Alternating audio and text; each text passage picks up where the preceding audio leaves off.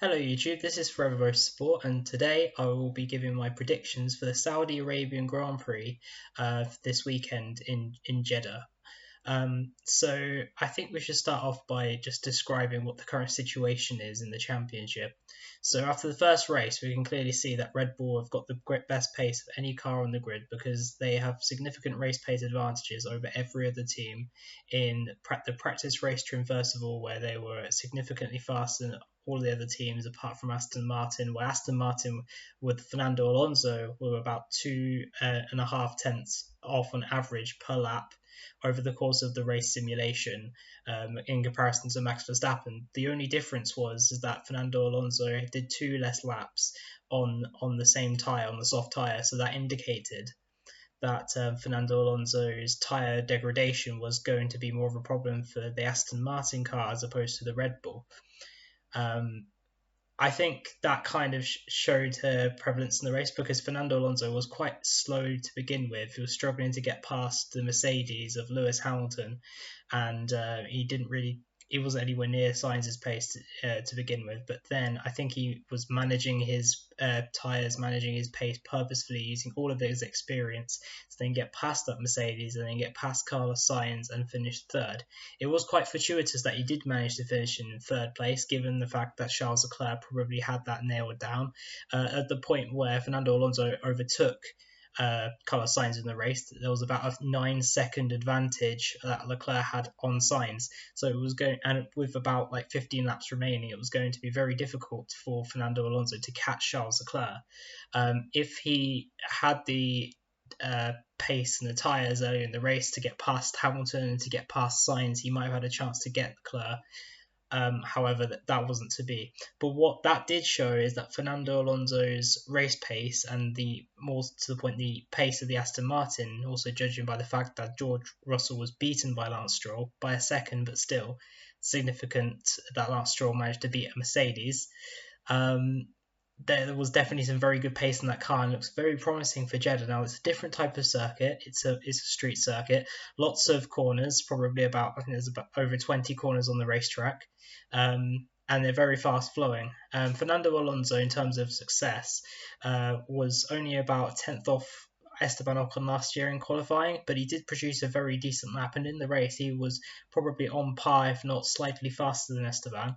And then Lance Stroll beat Sebastian Vettel last year as well in the Aston Martin around Saudi, and also the year before as well. So I'm quite convinced that with their driver lineup, they've got a very solid lineup that's sort of optimized to the racetrack, and therefore they should be able to do quite well this weekend. As for Red Bull, I expect them to be dominant, but I also expect Sergio Perez to be a little bit stronger relative to Max, simply because last year he wasn't, and the car probably is an evolution of last year's car, so that suggests, therefore, Sergio shouldn't have too much of a problem adapting, and the behaviour in terms of lap time should be very similar to what it was last year. And Sergio is very good on street circuits as well, so you can always count on him to put on the performance that you would expect of someone who's a specialist on street circuits. So therefore, I will give my top 5 qualifying predictions now, and then I'll explain why I've chosen each one, and then I'll do the same for the races. So this is off the top of my head because I haven't really written this down or anything, but this is just what I think going from the last race. So from first to fifth, I think pole position will be Max Verstappen. I think he would have learned from the last 2 years.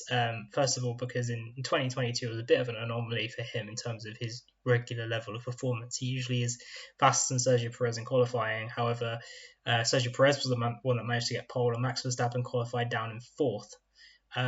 I don't remember there being a particular reason. It's just Verstappen struggled with the car at that the stage of the season, and Sergio Perez just did a better job. And that looks quite promising for this weekend. That Sergio Perez is good around Saudi, is that we won't have a situation where it's just Max going into the lead and building a gap going 20 seconds down the road, and then Sergio Perez just like holding on to second quite a distance from every other car. So I think Max Verstappen will take pole position. I think second place will be Sergio Perez because Red Bull have got a good advantage, but I think the margin between Verstappen and Perez will be close. I think they'll be close all weekend, and I hope that it is close because in the race we want to see close racing and we want to see a close battle in qualifying, exchanging times every single run. and making it hard for Verstappen so he's not just winning every single race comfortably. But yeah, I do predict another 1-2 for Red Bull in qualifying. And then beyond that, it is quite tough. Obviously, we only have last year to go by and the year before to go by in terms of relative car abilities around Saudi. But from what I can tell, I don't think this is going to be much of a Mercedes track. So I'm not really expecting Mercedes to be in the top five so much because Ferrari were ahead of them last weekend quite comfortably, and Aston Martin in terms of race pace were ahead of them quite comfortably. Mercedes could just about match them in qualifying pace with getting George Russell ahead of Lance Stroll. But Stroll's injury might have healed, so he might be a greater level of performance this week, and Aston Martin might be clear of Mercedes, hopefully, in qualifying in the race. But we don't want to see Mercedes that far down. We want to see them in the fight. However, for this weekend, I think Mercedes will not be not be in the top five. So therefore, I think in third place it's going to be Charles Leclerc. Early stage of the season, he's always stronger than Sainz. It seems to be a bit of a running trend. I honestly thought at the start this year, because the Ferrari is also an evolution of last year's car, Sainz would get rid of these adaptation problems that he's having and adapt a lot more quickly. He hasn't really done that, at least in the first race. He could surprise me and adapt and maybe beat Leclerc on a few weekends, which would be lovely to see. So there's a bit of a challenge there, and it's not just one team leader and 1 second driver kind of thing. But in my opinion, I think Charles, at least for the most part of this weekend, will be the quicker driver. He's an absolute beast around street circuits. You don't have to look any further than his lap at Monaco in 2022 and 2021. More so in 2021 because he had a midfield Ferrari and he managed to get it on pole. So I have faith that he'll do a ridiculous job in qualifying and get third place. In fourth, I think it's going to be the Aston Martin of Fernando. He's very good around Saudi as well. I think not so much in qualifying. I mean, he did get beaten by Esti Besti in qualifying last year. But I still think he's got a lot of fire and a lot of speed, and that car has a lot of speed as well. So I think he'll manage to get just about onto the second row and just pit Carlos Sainz for fifth in qualifying. And I think that's my top five. I think Lance Stroll and the two Mercedes will be battling for places 6 to 8. And then everyone else behind that will be the upper midfield cars of like the Alpines, and then potentially after that the Alfa Romeos, the Haas's, cars like that, and then the McLarens and the Williams and the Alfa Tauris down the bottom end. Probably the Alfa Tauri at the bottom, judging by what we saw in last race, especially with Nick de Vries being quite often qualifying. But we'll have to see. I think it's going to ebb and flow between race tracks, and it's going to be quite interesting to see. But sorry, for my qualifying battle, I think the top five is going to be Verstappen, Perez, Leclerc, Alonso, Sainz for this weekend. So the race is a completely different ball game. Last weekend we saw the differences in pace between the qualifying and the race. Mercedes thought they might have been able to beat the Aston Martin and maybe even one of the Ferraris had they got the qualifying correct. But in the races, they were nowhere near Ferrari, to be honest. They were nowhere near. Lewis Hamilton did a decent start to get up into fourth place, but then got caught by the Aston Martin of Fernando. Or was it fifth place and got caught by the Aston Martin of Fernando and got overtaken. So they clearly have the fourth best car at the moment. Especially, that's illustrated again. I know people may not agree with me on this, but Lance Stroll managing to get that car ahead of a Mercedes. In terms of relatively equal machinery between Hamilton and Russell and Stroll, we probably wouldn't expect Stroll to be right up there, but that's just my opinion. I read into that what you will.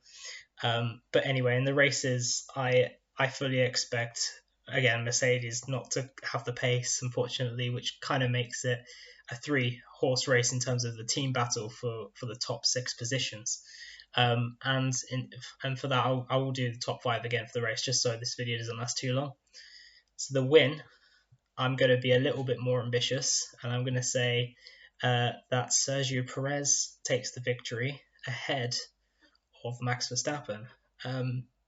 I think if there's a chance that Perez will beat Verstappen at any point during this year, it will probably be in Jeddah, because he's very good around street circuits. He's also proven that it's not so much him, it's more Verstappen trying to get the maximum out of himself during the early parts of the season. It's not like he's bad at all, it's just he's not quite at that ridiculously indomitable level that he's at during the mid parts and the end of the season. So I think if Sergio, I'm hoping that Sergio beats him at some point during the season. I'm going to say that this race will be the time he does that. So he'll qualify behind and hopefully overtake him maybe on lap one or something, and pulls it a little bit, like 2 or 3 seconds ahead, and manage to maintain the gap for the rest of the race. And hopefully no Red Bull team orders, because that wouldn't be very good. And I don't think they need to at this stage, because Red Bull have probably got the championship wrapped up already. Even with 22 more races to go, everyone probably, you'd be a fool to predict against Red Bull at this point. And then in second place, yeah, Max Verstappen. It'll be Red Bull in the distance, and then everyone else probably. But my third place man is Fernando. I think he'll get another podium. The Aston Martin race pace is looking very strong. If we judge it by what was last weekend in Bahrain, the pace was very good from Alonso then, and I expect it to be very similar now.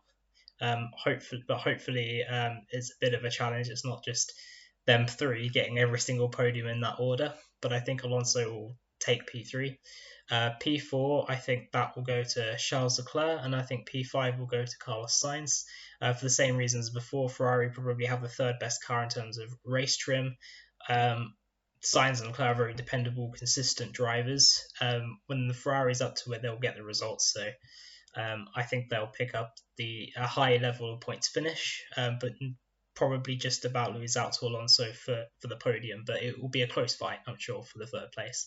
And Mercedes and Stroll and the Aston Martin are outsiders to the podium as well, and the top five. But they could probably get in amongst it and surprise a lot. I'd be more surprised if Mercedes get in that fight than if Lance Stroll does. I think Lance Stroll has the better chance at this point, because that Mercedes needs work, it needs development, and people need to give them time to sort their issues out. So at this point, my expectations for them are quite low. So let's just hope it doesn't get much worse than it is already, but we'll see what happens. So anyway, those are my predictions for the Saudi Arabian Grand Prix. I hope you enjoyed this video. Hit like and subscribe if you're new to my channel, and I'll see you next time.